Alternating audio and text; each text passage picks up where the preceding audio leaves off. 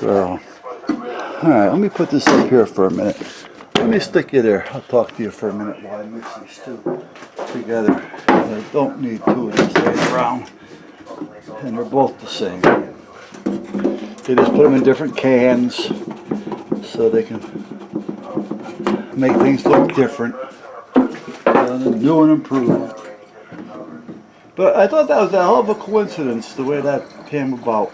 I ended up with something from my uncle that worked at Marlin's, who was the one that got me a job there when I was just a teen. You know, deep hole drilling wasn't too bad, to be honest with you. It was piecework though. But you were able to make some pretty good money. Deep hole is the barrels, and the bit spins like hell, and the barrels creep forward a little bit, and they have guides, so you have to keep the guides going because the bit has oil in it. It's an oil-fed bit, so it's oiling the hole while it's drilling. And the problem being was there's a catch basin about knee height that you kind of lean against with the top of your knees, you know, just above the knee, when you're leaning over to adjust the guides for the bit as it goes through. And what happens is I found being allergic to the oils, and by leaning against it in my knees, I started breaking out like crazy around the knee area, just above the knee. And I ended up, like I say, finally ended up in research and development, which was good. But I got to save this because I know they're going to ask for more. So let me close this down, hit yes. Let's name this BGC.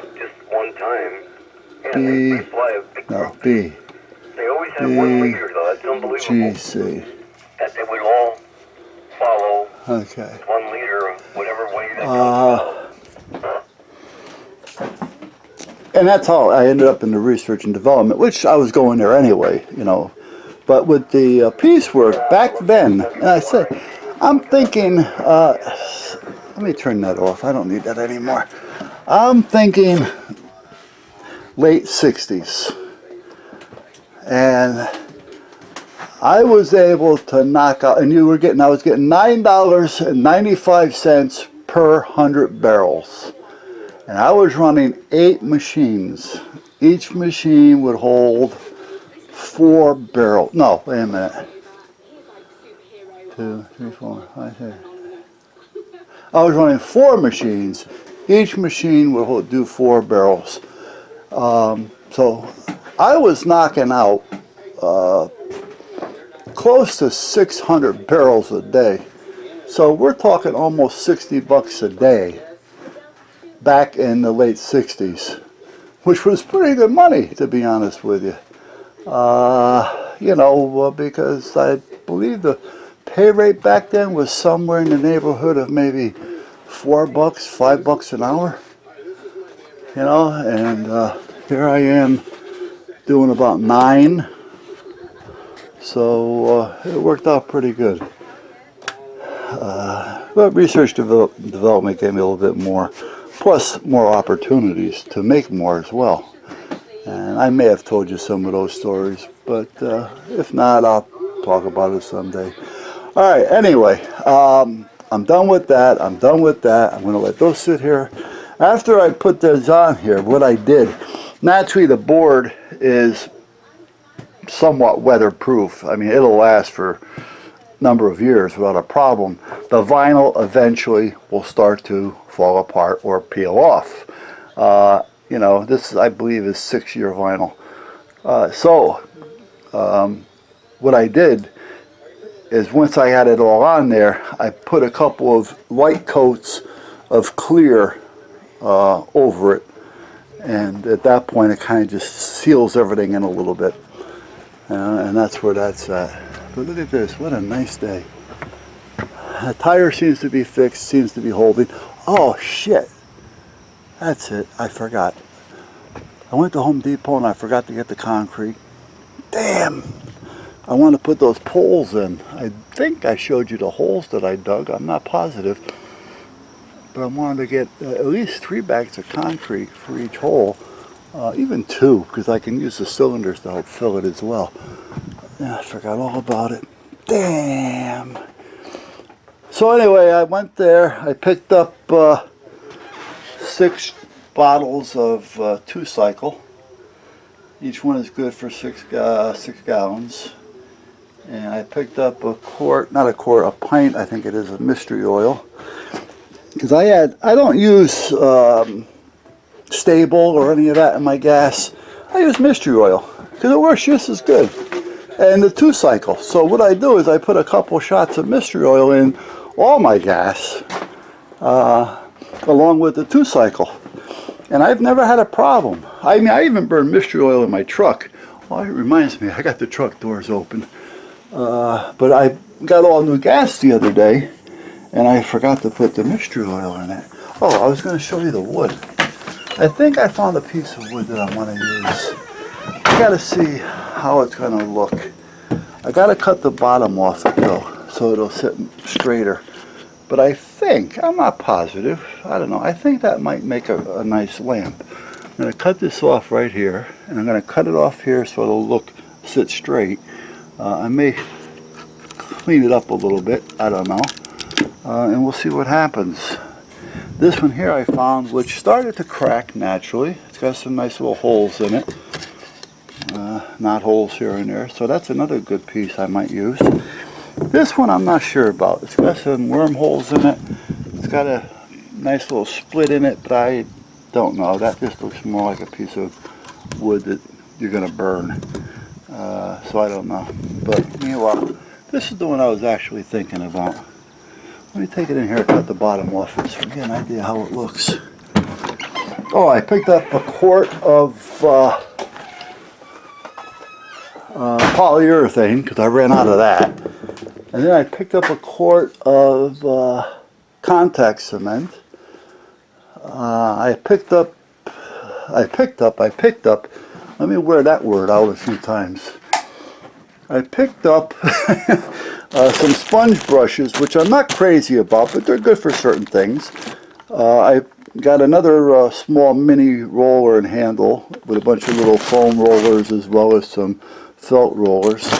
And I do have another one of those handles around here someplace. This is a 4-inch, but I do have a 6-inch. So I picked that up when I was at it. And that's about it. So now that I got most of the paint out of the way, I'm going to start, I got to put it away, but for most part I made a lot of room. And now I'm going to start getting this counter cleaned again and get things put away. My kid's coming somewhere, and I think he said September 22nd he's coming back from Florida. So when he gets back from Florida, he's going to come over here and help me cut wood. But I'm also going to talk to him about maybe taking a piece of the ceiling down, because I'm thinking about taking this chimney out of here. You know, taking that chimney out could be a problem, but the biggest thing is support. You know, is it supporting anything? So I got to check that out, because if I can get that chimney out of there, I can move this stove over here, because I really don't use this that much, and the space that I'm going to be gaining by moving that, I could put this stuff down there, which is just being used for garbage, you know, crap, just a catch-all counter. I could put the wood burner over here, run a chimney out through the wall and up, and then I have this whole center open, which is probably a 1, 2, 3, 6, 7, 8, 9, 10 by 1, 2, 3, 4, 5, 6, 7, 10 by 8 area that would be open. This would all be open, and that would give me a lot of extra room here. So I'm thinking about that, but I got to see if I can get him up there, open up the roof or the ceiling a little bit to see how much is going to be involved on taking down the chimney, and then doing what I got to do. I mean, I don't think it's a big job, a little labor on taking the chimney down itself. Patching the roof is not going to be an issue, but the support will be an issue because, we got to figure out what we're doing support-wise. I mean, if I have to put a support in, that would be fine, but, that might defeat the purpose of me having some open space. So, we got to see. We got to see. All right, meanwhile, I came in here to cut the wood, and here I go. I end up getting sidetracked again. So let's take this over here. These brushes are latex brushes. They're sitting in shampoo with conditioner. I mentioned that before. When I'm done with my brushes, I usually clean them and put them into a shampoo with conditioner. Well, normally I wash them, and then I put them in a hair conditioner with water without the shampoo because they've already been cleaned. I like my conditioners separate from the shampoo, just like gun oil. I don't like the cleaner with the oil. I want my cleaners and my oil separate.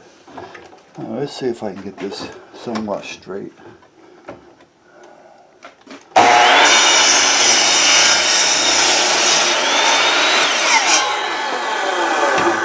Or straighter.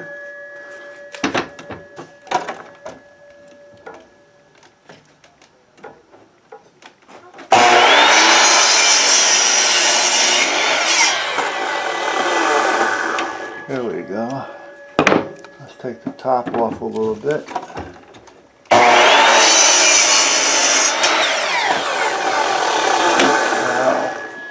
Now Ken was asking me, am I going to put the lights outside or inside or the wire? Well, I'm going to run the wire up inside. Okay. So that's kind of like what I was thinking of using. I don't know yet. The wood kind of looks dead. You know what I mean? It just doesn't pop. I like the aging of it, the weathering of it, but it just doesn't have any, I don't know. So we got to see. It's still a little wet though, because I power washed it yesterday. So we're going to let that sit there and see what happens. But that's what I'm thinking about using, maybe, for a lamp. Getting the hole in the bottom is not going to be a problem. I don't know if I want to run a 12 volt or, AC or DC. If I run 12 volt, I do have regular 12 volt bulbs around here someplace, if you know what I mean. I show them to you if I can find them, but I do have them, so I'm not worried about it. But they screw in just like any other light bulb, but they're 12 volt.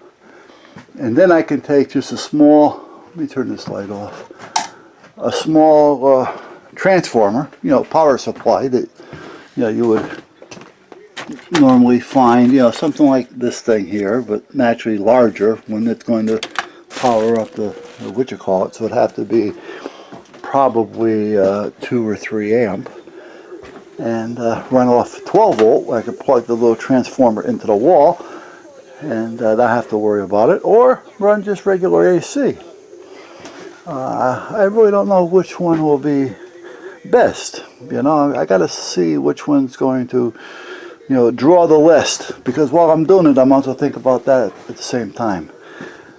Alright guys, I just ate up, oh my god, have I been talking to you for 30 minutes? I'm sorry. Alright, I'm going to go in. I just got to go to the van first and clean that up. I'll catch you guys later.